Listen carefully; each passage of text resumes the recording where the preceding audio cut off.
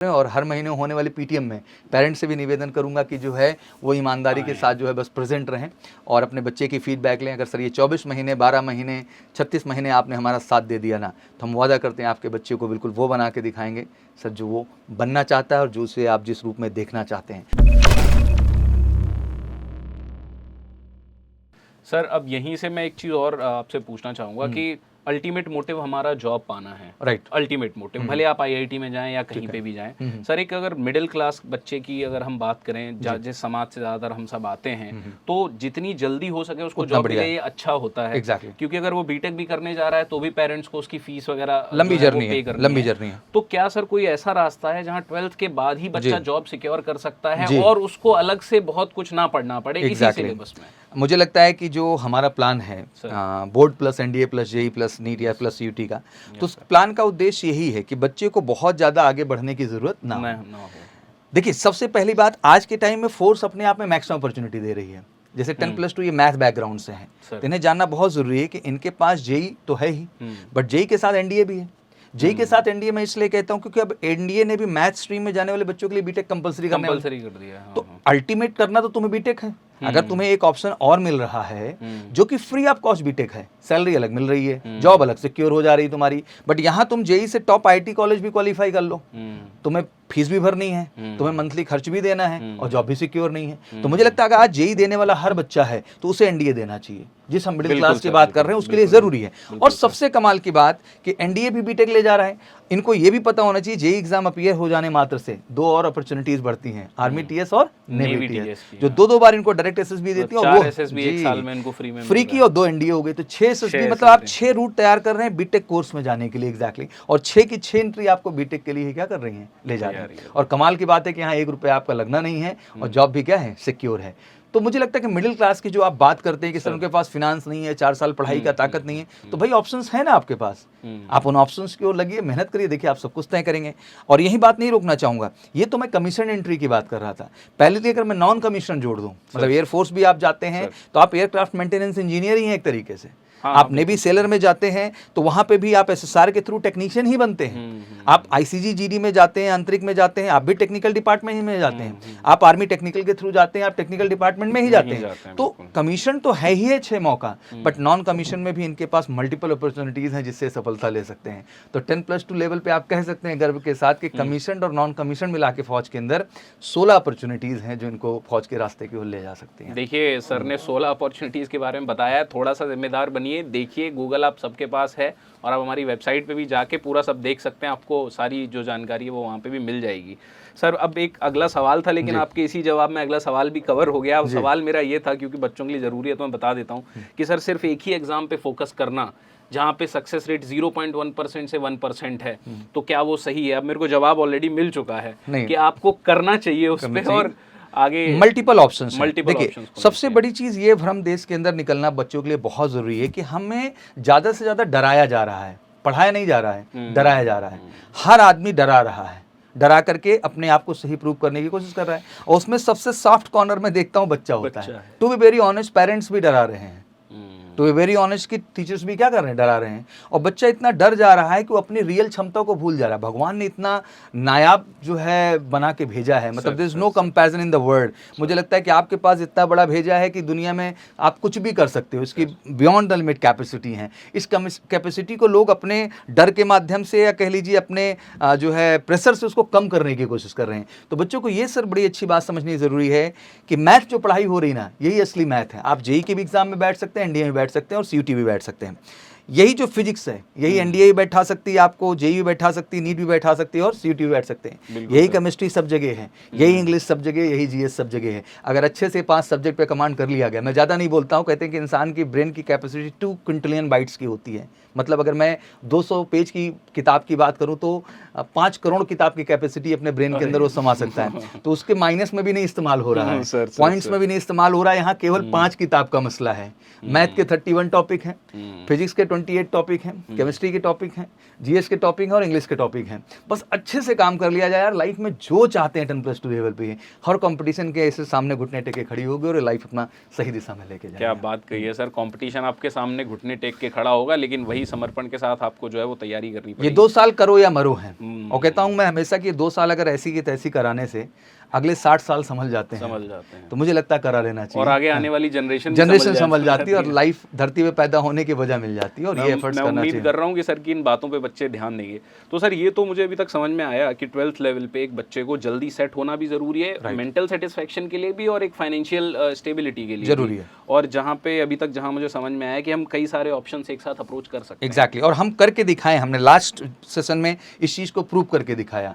हमारा बच्चा एनडीए भी क्वालिफाई है, हमारा बच्चा जेई भी क्वालिफाई है, हमारा बच्चा नीट भी क्वालिफाई है, हमारा बच्चा सीयूटी भी क्वालिफाई है। तो आई रियली फील प्राउड कि वो सब कुछ क्वालिफाई है। और ऐसा नहीं कुछ ना कुछ रॉकेट साइंस किया था, सिंपली उसने मैथ पढ़ा, फिजिक्स पढ़ा, केमिस्ट्री पढ़ा, इंग्लिश पढ़ा, जीएस। हाँ, बट हमने डराया नहीं, हमने उसको उसकी क्षमता का एहसास किया। मैं डराया नहीं, बढ़ा दिया। और हम तो हमेशा कहते हैं कि ये हनुमान है, और हम सबको कहीं ना कहीं जामंत बन करके एक शिक्षक के तौर पे इनकी शक्ति का हमें इनको क्या करना है, एहसास दिलाना है। वो एहसास मिलेगा तो ये बेहतर करेंगे लाइफ में और अच्छा करेंगे। तो सर यहाँ से अगला सवाल आता है दिमाग में कि क्या ये पहली चीज संभव है, क्योंकि सर इतना बड़ा एक मेंटल बैरियर बना दिया गया है।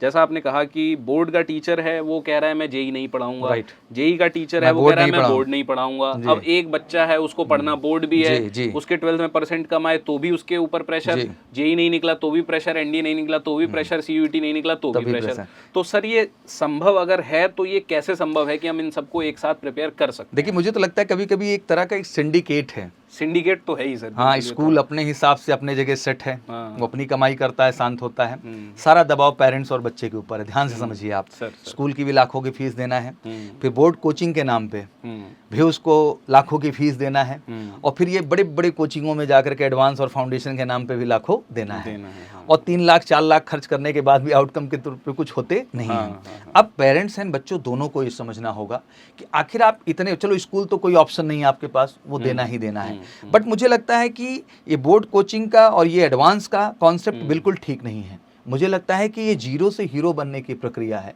एक ऐसे ऑर्गेनाइजेशन की इनको ज़रूरत है जहां टीचर सक्षम हो, जो इन्हें सब्जेक्टिव दृष्टिकोण से भी डेवलप करे और पहली इनको ऑब्जेक्टिव दृष्टिकोण से भी डेवलप किया जाए। जब फॉर एग्जांपल कि आज मैं मोशन इन 1D बच्चों से डिस्कस कर रहा हूँ, एज ए फिजिक्स टीचर, और इनको मैं पढ़ा रहा हूँ, तो मेरी जिम्मेदारी है कि मोशन इन 1D डिटेल पढ़ाने के बाद मैं बोर्ड के हिसाब से भी इनका सब्जेक्टिव टेस्ट लूँ और इनकी फीडबैक एंड रिस्पॉन्सेज इनको दूँ, एनडीए के हिसाब से भी उसका मैं ऑब्जेक्टिव टेस्ट लूं, जो previous year question motion in 1D के पूछे गए हैं उन प्रश्नों को पूछूं और देखूं कि इनका परफॉर्मेंस कैसा है। पहले पढ़ाते समय हमने सॉल्व तो कराया ही है, बट हम टेस्ट भी लें, जेई के भी हिसाब से भी लें, नीट के भी हिसाब से लें और सीयूटी के भी हिसाब से लें।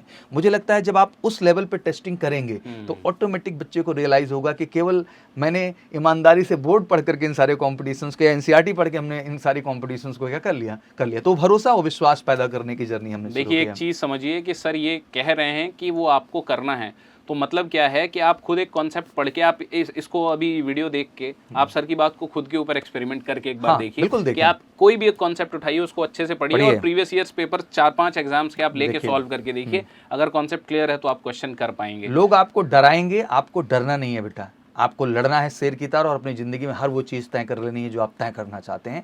और एमकेसी का जो फाउंडेशन प्लान है या प्री फाउंडेशन प्लान है, उसका कोर उद्देश्य भी मेरा यही है कि इनको सब्जेक्टिव से हम ऑब्जेक्टिव में ले जाएंगे और डिटेल में पढ़ाएंगे। सर, आज जिस टॉपिक को पढ़ाने के लिए मेरे पास 1 महीने का टाइम है, शायद उस टॉपिक को कल को पढ़ाने के लिए जब 10+2 के बाद बच्चे आएंगे तो 10 डेज का भी टाइम नहीं होगा, 5 डेज का भी टाइम नहीं होगा।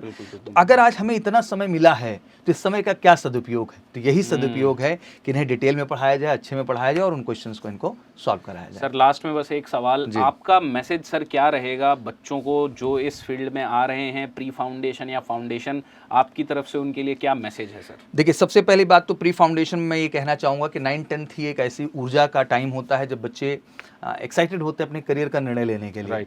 और मैं बहुत सारे बच्चों को जानता हूँ जो 9-10th लेवल पे ही उनको मैथ से जो है छीन करके उन्हें बायो की ओर भेजा जाता है, कॉमर्स की ओर भेजा जाता है और आर्ट्स की ओर, इवन वो जाना नहीं चाहते हैं। लेकिन स्कूल को अपनी सीट्स फुल करनी होती हैं तो कुछ ना कुछ कमी निकाल के बच्चे के अंदर उन्हें बाहर किया जाता है। मुझे अंदरूनी रूप से बहुत दुख होता है इस बात को सोच करके भी कि अभी उसने तो 11th-12th पे कदम भी नहीं रखा, आपने 10th के आधार पर कैसे डिसाइड कर लिया? हो सकता है 11th-12th में बच्चा सीरियस हो जाए, और वो मैथ में भी अच्छी कमांड कर ले जाए, फिजिक्स में, ये तो एक तरीका हुआ कि उसको हमको मौका ही नहीं देना है। उसके जो सपने हैं, जो उसके करियर प्रोस्पेक्टिव है, उनको हमको पूरा नहीं होने देना है।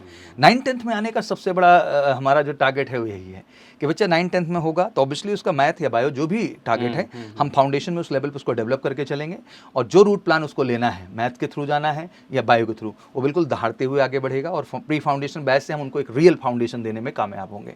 और फाइनली जब फाउंडेशन की बात करते हैं तो हमारा मास्टर प्लान है, और 11th-12th में बच्चा हमारे साथ होगा तो हम कमिटेड गारंटी देते हैं हर बच्चे को कि बस हमारे प्रोसीजर को फॉलो करें, और हर महीने होने वाली पीटीएम में पेरेंट्स से भी निवेदन करूंगा कि जो है वो ईमानदारी के साथ जो है बस प्रेजेंट रहें और अपने बच्चे की फीडबैक लें। अगर सर ये 24 महीने, 12 महीने, 36 महीने आपने हमारा साथ दे दिया ना, तो हम वादा करते हैं आपके बच्चे को बिल्कुल वो बना के दिखाएंगे सर जो वो बनना चाहता है और जो उसे आप जिस रूप में देखना चाहते हैं। और मैं सब पेरेंट्स से ये निवेदन करना चाहता हूँ कि आपके बच्चे में सर हर बच्चा हीरो है सर, और मैं कहता हूँ हीरा है, बस ज़रूरत है कि उसको सही तरीके से तराशा जाए, सही गाइड किया जाए और फाइनली उसको बेहतर बनाया जाए। मुझे लगता है कि pre foundation and foundation plan इस समाज में एक बड़े बदलाव की जो है शुरुआत है, और हमें लगता है कि इस बदलाव से हम समाज में एक बड़ा बदलाव ला के रहेंगे, और ये सब कुछ बहुत ही अफोर्डेबल प्राइस में हम प्रोवाइड करेंगे पेरेंट्स को। चलिए बच्चों, मैं उम्मीद करता हूँ कि आपको ये वीडियो बहुत यूज़फुल लगा होगा। प्लीज़ ये वीडियो अपने पेरेंट्स को ज़रूर दिखाइएगा, आप ज़रूर देखिए, पेरेंट्स को ज़रूर दिखाइए, शायद वो हमारी बात जो है वो समझ पाएँ, और जो सर का मैसेज है शायद वो बच्चों को समझा पाएँ, क्योंकि अल्टीमेटली बच्चे पे सारा प्रेशर नहीं आना चाहिए। यही हमारा अल्टीमेट मोटिव है। हम सब अपनी अपनी जिम्मेदारी लें और हम बताएं कि भाई हमारा एरिया ये है, इनका एरिया ये है, और आप उस प्लान पे काम करते जाओ। तो आई होप कि आपको वीडियो अच्छा लगा होगा, ज़रूर इसको शेयर करिएगा। Saurabh sir, thank you so much for your precious time, और ये मैसेज बड़ा अच्छा आपने क्लियर कर दिया। बिल्कुल क्लियर है सर, बस यही कहना चाहूँगा कि एग्जाम डन हो रहे हैं, फटाफट आइए शुरुआत करते हैं, कुछ बदलाव लिखते हैं और एग्जैक्टली एक बड़ा रिकॉर्ड एस्टैब्लिश करते हैं इलाहाबाद शहर में, माँ सरस्वती की धरती प्रयागराज में, कि हाँ वाकई में हमने इस जर्नी में चल के बच्चों को अपार सफलताएं दिलाई। तो जो आपने कहा कि 0.1% है, मैं इसको 100% में बदलना चाहता हूँ, और मुझे पता है कि इस प्लान से 100% संभव हो पाएगा। थैंक यू सर, चलिए, थैंक यू सो मच।